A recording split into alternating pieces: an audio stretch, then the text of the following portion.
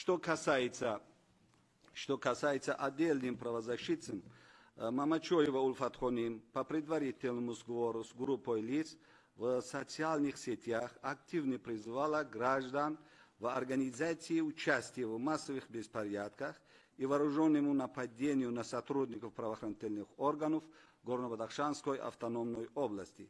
Также было установлено, что Мамачоева в городе Душанбе систематически проводила встречи с спецслужбами зарубежных стран, которые предоставляла материалы, содержащие государственную тайну.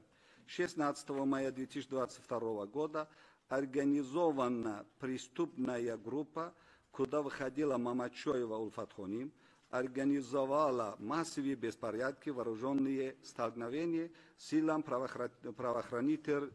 правопорядка и дальнейшему захвату стратегических объектов области.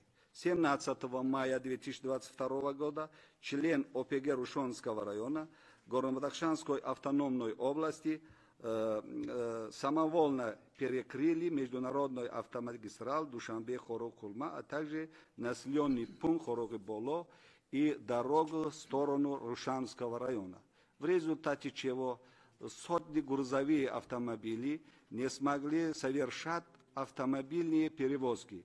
Эти преступные действиями экономике региона и частным компаниям была нанесена огромный ущерб.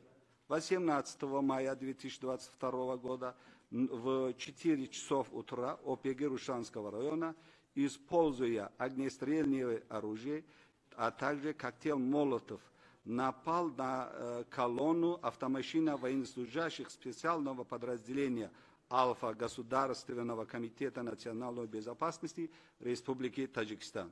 В результате вооруженного нападения один офицер погиб и 13 военнослужащих получили ранения от огнестрельного оружия.